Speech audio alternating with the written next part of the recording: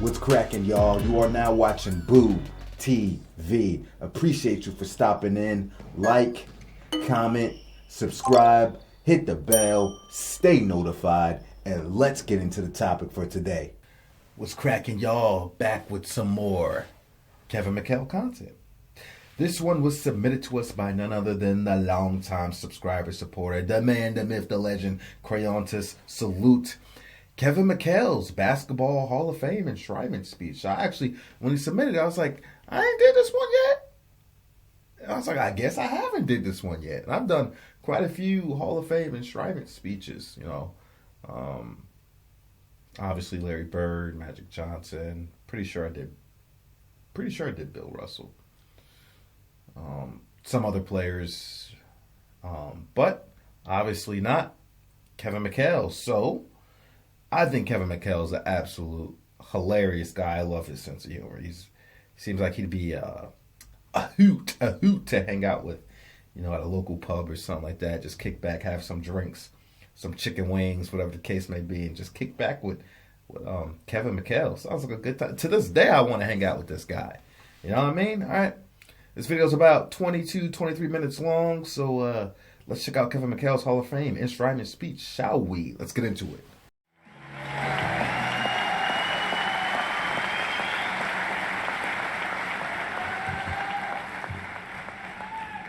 Kevin McHale. It was certainly basketball's good fortune when you grew too big to become an effective hockey goaltender. You loved your native state of Minnesota. You became the best high school and the best college player ever in your beloved state, and then went on to an outstanding career, as we've just seen, in 13 professional seasons with the Boston Celtics. Your low post game moves are a primer for young players worldwide. You were named one of the greatest players in NBA history with the top 50, and now tonight, deservedly, you receive basketball's highest honor. Kevin, by virtue of the Honors Committee and by the power vested in the Board of Trustees, it is a singular honor for me to enshrine you as a player into the Naismith Memorial Basketball Hall of Fame with all its rights and privileges.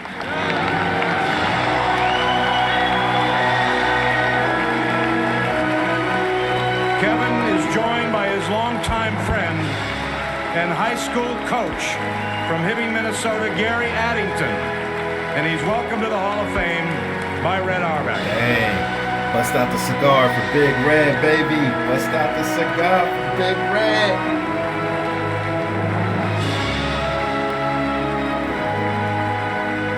Always looking fresh. Always got the glasses on. Boy. There's the first turnover. Yeah, there's the first turnover. Got hands like the Kenby. What am I doing up here? Well, I tell you what, I'm going to keep this short because of two reasons. One, Matt Winnick falls asleep every time they go to video. Man, Matt Winnick is sleeping over there. Wake up. And Rod hit him on the back of his head when he falls asleep. And the second thing is Bill Walton went for 28 minutes, and that is the record. And I'm not going to break Bill's record. He's still got the record for the longest doggone speech I ever listened to. But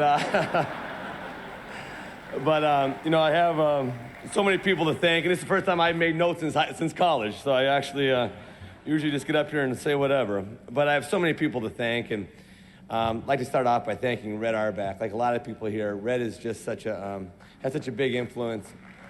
Not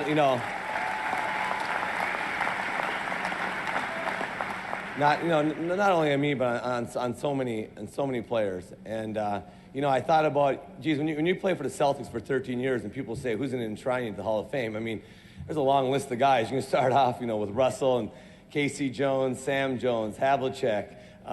You know, you go down the list all the way to Larry Bird and everybody that's in between, Collins, Havlicek. I mean, you can go down the whole list, and JoJo White, but there's one guy that was there for everything, and that was Red Auerbach. And I tell you what, his fingerprints are on 16 championships, and we had talked about it, Wayne and I talked about it. Red had the unbelievable ability to come to you at times and always say an encouraging word and always make what you did feel very special. And I remember he used to always tell me, I don't know, he was just pulling my leg because he wanted to get me for less money and everything else. But he would tell me coming off the bench is a good thing, you know.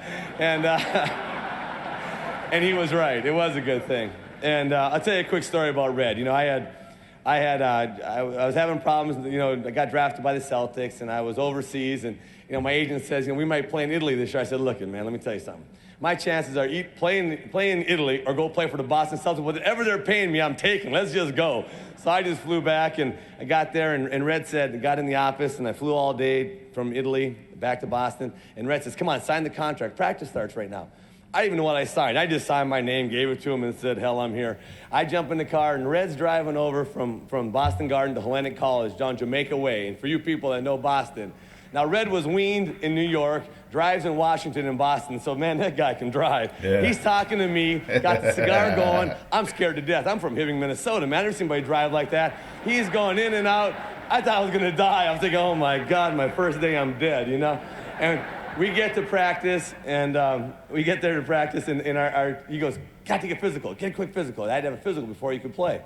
So I run in there, and Dr. Silva, our team doctor, he's got the stethoscope on. He's looking like he's all ready to, you know, give me the physical, and Dr. Red comes running and says, make it quick. So he says, you know, Dr. Silva looks at me and says, been playing a lot? I said, yeah. He said, well, take down your pants, turn your head, and cough. I did. He said, okay, go play. So I said, hey. So the two things I knew that day was if I ever did a bank heist, Red was going to be my wheel man, and I didn't have a hernia. So that was the start of my Celtics I do career. Have a hernia. I have a herniated disc in my neck. And the other guy I'd like to thank up here is my other presenter is Gary Addington. He was my high school coach, and the funny thing is Gary looks younger than me, and that really irritates me. They say, how could you have a high school coach that's younger than you are? I go like, man, the guy's older than me. Not by much, but he's older than me. He taught me a lot about basketball, a lot about fundamentals, and just a lot about playing the game. And I owe just such a debt of gratitude to Gary and his family and his beautiful wife, Carol, who's out there. And all the nights I used to hang out at Carol's house and make me cookies and cakes and everything else, it all paid off. I grew up a lot. And so thank you, the Addingtons. They're just great friends.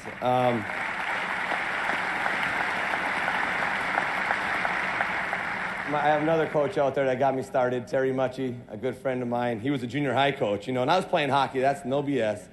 And, you know, and I'm not the smartest guy in the world, you know, but I played hockey for a while, and it's cold in northern Minnesota in the winter. It's 30 below. First time I got in the gym, it's 70 degrees. We're running up and down. He's playing with us. He's about 29 years old. He's talking trash, and that's where I learned to talk trash from. He'd say, you can't guard this. Heck, I was only this tall. Of course I couldn't guard that. And he was killing me, and we would have so much fun. I got done, and I said, I'm never going to go outside and play hockey again. And so, Terry Mucci, I have so much to thank you for, and just a great guy.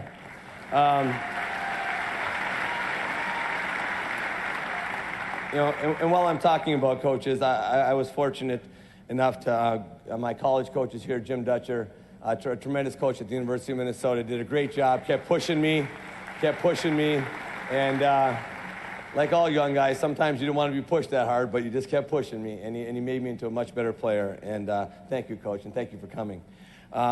My first coach in the league was Bill Fitch, and Bill Fitch tried to kill me, and he damn near did.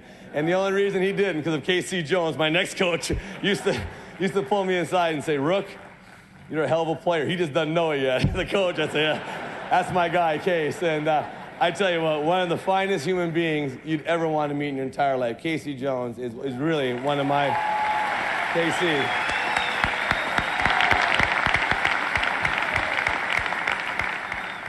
He is honestly one of my favorite people. I don't know in this world how they can get much better than K.C. Jones. And to play for K.C. was a privilege and an honor. And I tell you what, when you were down and you were out, K.C. always had an encouraging word to come up and tap you on the back and say, big horse, we go again tomorrow. We'll get him. And he was always just positive. And I think that's the reason that our careers were all cut short, because we all played when we were hurt for the guy. If he'd have been like the rest of them, I'd have sat down like I should have been. And but we all played hurt for Case, because you know what? When K.C. Jones asked you to make that play and go out there and put your heart and soul on the line, it was easy to do because he's such a great person. So thank you, Casey, for everything. And Jimmy Rogers was coaching me, and then went full circle. the guy who was the most irreverent of us all, Chris Ford, ended up being my last coach. He was a teammate of mine when we started out, and he complained about Bill Fisher more than anybody in the thing. Then he's coaching me, saying, Kevin, all that stuff I did, you got to forget that. You know, like, I'd be like, oh, man. But I tried to forget the best I could. And Dave Gavitt was there towards the end of my career running the Celtics, and I tell you what, that's another one of the finest human beings, Dave Gavitt. I was kind of a broken-down old horse at that time, didn't have too much more to give.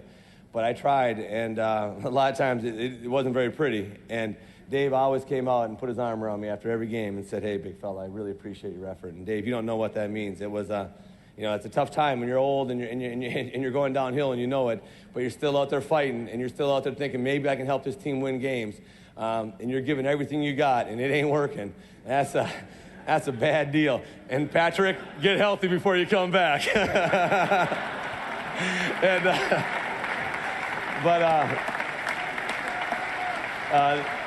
The encouraging words that I got, not only from Dave but from Red, and just appreciating the effort, just made me feel so good. I got our trainer was here, Eddie Lessert, and Eddie tried patching me up more times, man. I know Eddie's here somewhere, and Eddie put more patches on me than most people need to, and he fought hard. And our team doctor, Arnie Scheller, who, you know what, they not only gave me health care, they cared about me, and that meant a lot, because they really did care how I was doing and how I was playing, and it really affected them also, and they were just great to work with, and I appreciate all the help from Eddie, you, and Arnie. You guys were great. I've said before that I really believe that I'm here in the Hall of Fame because of the guys I played with. I really do. I mean, it's a team game. One thing you never saw me dribble the ball up the floor. If it was up to me, the ball would never get over half court. So I knew I had to have guards, and I knew I had to have people to play with, and I had such great teammates. They pushed me, and they made me into the player that I was, and they pushed me every step of the way. And it's funny because I look out here now and I see Bill Walton, and I remember when I was a kid. Shows you how old Bill is. When I was a kid, I had his picture on my wall. I'd go to bed. Portland Trailblazers, Bill Walton. MVP status, Bill Walton on your wall, boy. Bill Walton, one of the greatest what-if stories. He hated playing for San Diego, though. Go to bed and I look at Bill Walton, but that was before he lost his mind. Then next time I saw him, he had long hair and a headband. Hippie. I said, man, what happened to John Wooden's Bill Walton? And then he's come full circle. Now he's a Republican. Look at him over there.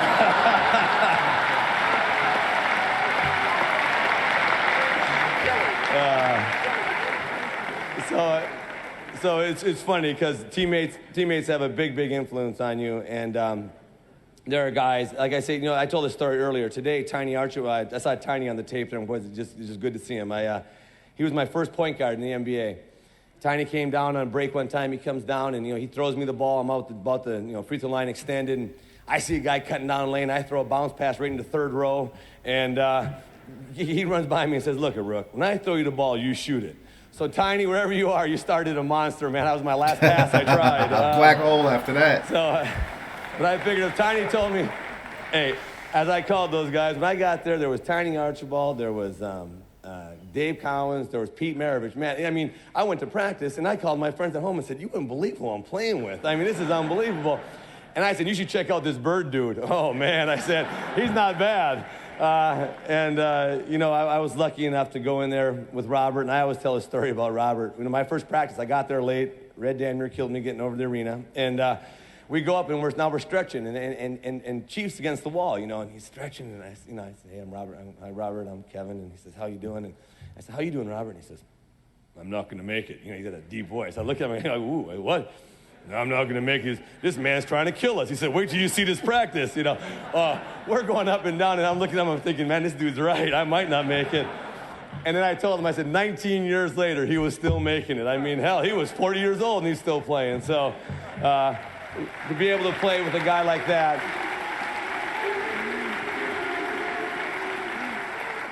to be able to play with a guy like Robert and a guy like Larry, together, we were all three different players and all three different people, thank God. I think three of any one of us would have been too much. But together, we all combined just effortlessly to play basketball. And that's the thing I remember, and that's why I credit my teammates so much. It was so effortless when you play the game and play the game properly. There is no effort. It's not a hard game to play. It's a game of beauty. It's a game of movement. It's a game of people reading each other. And that's the way we played, and that was fun. And playing with those guys. Yeah. Yes, thank you. Playing with those guys was never an effort. And, another guy I'd like to thank is Cedric Maxwell, my old man Cornbread. Max, I came off the bench, and there's a good Maxwell story. We're playing down in Philadelphia. I might go past your time limit, Bill. I'm not sure. We're playing in Philadelphia. We're playing at the Spectrum, and I'm coming off the bench, and now Dr. J has about 17 points with 6 minutes gone in the first quarter. Max picks up his third foul. He just grabs him. I can see this starting already. So Max gets his third foul, and I go up to the scorer's table. I check in, and Max comes by me and says, good luck, man. He's hot. And so I go, oh, man. So he proceeds at about 28 at half, and I'm going in the locker room, and I'm a rookie. It's my first trip to Philadelphia Spectrum, and I'm thinking, I pull Max aside, and I said, Max, what should I do? He said, get a fire hose. That's about your only chance. Spray him down. He said, he went for 45 on us. I looked at Max and said, I was looking for more than that. The fire hose, I said. So that was my guy, Max. But I tell you what, we had a lot of fun together. And he was supportive because as you come off the bench, you're always taking somebody out. And normally it was Max. And he was always there with a pat on the rump saying, hey, big fella, go out there and get to work. And, that was great to play with guys like that. And my teammates have made such made me into the player that I was, and I say Larry drove everybody. There's been players out there who have I think make their teammates rise to levels maybe you don't even know you can get to, and I know that John and Wayne both played with Bill Russell, and Bill had that ability to take you and say, hey, we're gonna win, and Larry had the same ability. Larry had that ability to say, hey, fellas, I don't know how, I don't know where, but I know why. We're going to win tonight. And we went out and got the job done. And that, playing with a guy like that made me a much better player. And hopefully somewhere along the line, we all made each other better. And that's what it is about in a team game.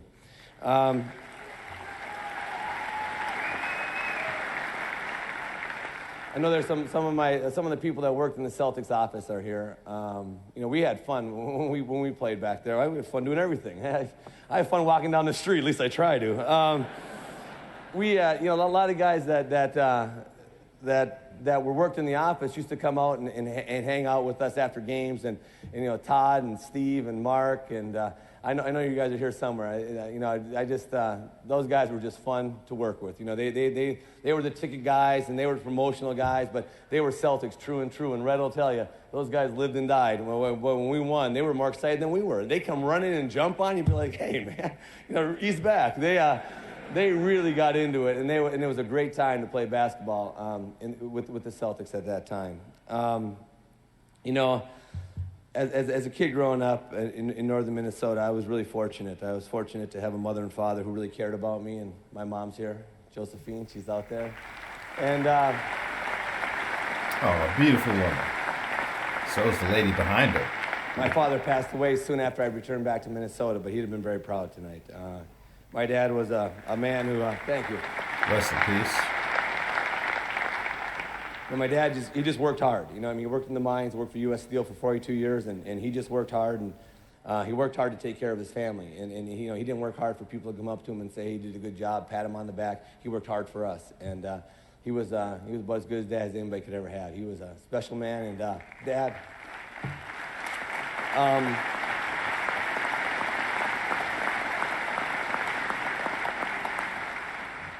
And my older brother, John, he's 16 months older than me, and he's over there, and he used to beat the hell out of me. And so, all I wanted to do was hang around with him, so I'd be on my bike traveling behind him, And then he would just ditch me, and they'd beat me up. He and his friends were a couple years older than me. And the next day, I'd be riding my bike, and they'd beat me up again. And one thing I learned how to be was persistent. And but hanging out with John and just trying to catch up and keep up with him and his friends. Hey Kev, they was just getting you set up for the bad boy Pistons, and I always forget this guy's name. Every time, for whatever reason, I always forget this guy's name. And I talk about him all the time, and I see him all the time. Bill Laimbeer. Why does his name always evade me? I don't understand. It's just him. Yeah, they was getting you ready. Really made me competitive, and I think that's, I get a lot of my competitiveness. Plus my mother. My father was a pretty laid-back guy. Now my mom, on the other hand, man, she'd chase you around the house with that frying cord pan, the cord for the frying pan, man. She'd be on your case. If she thought you, believe me, it hurt. I get it. So, maybe that's why I end up with good feet, running around that little house we had all the time. And then my sisters, Patty and Trisha, they're great, and having an older brother, do all the, I was fairly successful and did a lot of stuff. They always supported me, and it was great. And my mom and dad came to a lot of games at the University of Minnesota. My dad used to have to work in the morning, and they drive down. It's about a 3.5-hour drive from Hibbing down, and my sisters would be up there alone, and my mom and dad would drive down, and then they'd drive back every night after games, and my dad would get home. My mom had to drive while Dad tried to get a little sleep, and he'd get home at 3:34 in the morning, then he'd go to work the next morning, and he'd be up bright and early, and he'd be at the job, and I know my sisters were up there cheering for me, and thank you for everything. I guess I got a lot of friends over here, too. I got some friends that made playing basketball a lot harder, because those guys used to meet me on the road, and boy, I tell you what, the next morning they'll shoot around, you put your best game face on, act like you were all bright-eyed and bushy-tailed, but those guys over there, they went at it hard. Our games were a big event for those guys, and doggone, I told them, you guys are killing me, you're going to shorten my career, but those guys all came, and they're great, and I see one of the sweetest shooting players ever, Scotty Webman over there, and Scotty was a guy that could knock it down. He used to put on some shooting exhibitions in practice that was just phenomenal. And I guess, to close this thing up, first of all, I'd like to thank everybody that came. A lot of people from Hibbing came. A lot of people went out of their way to come here. And it's it really means a lot to me to have you people here. It just makes this day so complete to be able to share it. If I stood up here and didn't have this award to share with anybody, I would feel terrible. But I have literally tons of people to share this with, and people that means a lot to me. And I've never really publicly, I guess I should have, really thanked my wife, Lynn. We've been married now for 17 beautiful. years. And she put up with me for all 17 years, but more than that, too. Mm-hmm. And got you a good one. She put up with the highs and lows and everything else in between. And thank you, Lynn, for everything. Thank you for being there all the time, and I love you. And I guess my biggest accomplishment in my life are those 5 kids. Come on up here, you 5 kids. Come here. You guys get up here. This is, come here. Dang, boy, had 5 of them. Then his brother's Mikey. Then there's Joey. And Kristen's the older, and then Sasha's my 9-year-old. This right here, it means more to me than any championship rings, anything else in the world. These are my little fellas, girls and guys. And you know what? All I can say... Big fan.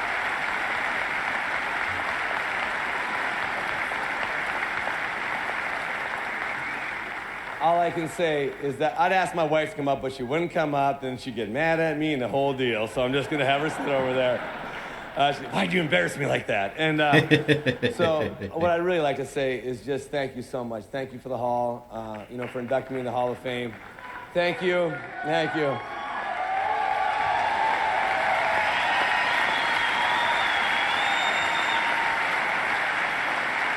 Thank you to all my teammates, all my coaches, all the people that made this day so very special for me. And as you can see, I truly am blessed to have played 13 years with the Boston Celtics. To now I run a team. The only thing that scared me about running a team, did you see how dark Wayne's hair was when he started running that team? Man, I'm going gray here for sure, Wayne. There's no question about it. And to have these 5 children and have a beautiful wife and have friends that really, truly care, and to make it in the Hall of Fame, and to be enshrined a place 90 miles away from where I played, and to play for the best organization in the history of the NBA, led by Red Auerbach. What more can I say? I've truly been blessed. Thank you so very, very much.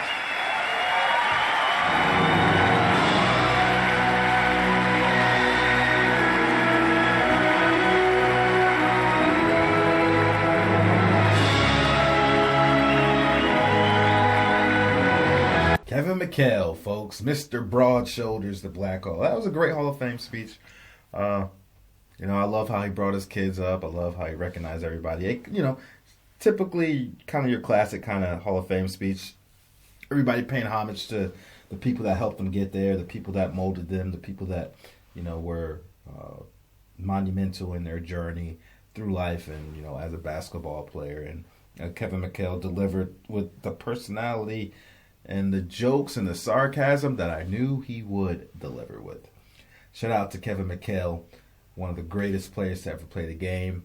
Some of the best footwork in the post that you'd ever see from a basketball player, period. Very versatile basketball player, can score in many different ways. Kevin McHale is the truth, man. He was an all-time great, man. All-time great. Please go check out our 1980s Boston Celtics playlist to see more content similar to this, centered around those Celtic players in that era of basketball. Again, I have other Kevin McHale reaction videos out if you want to check those. Creontis, again, salute you. Thank you again for the recommendation. Had a fun time with this one, and I appreciate you all for stopping in and hanging out with me, all right? Like, comment, subscribe, hit that dang bell, stay notified, and catch you on the next one. We out, baby.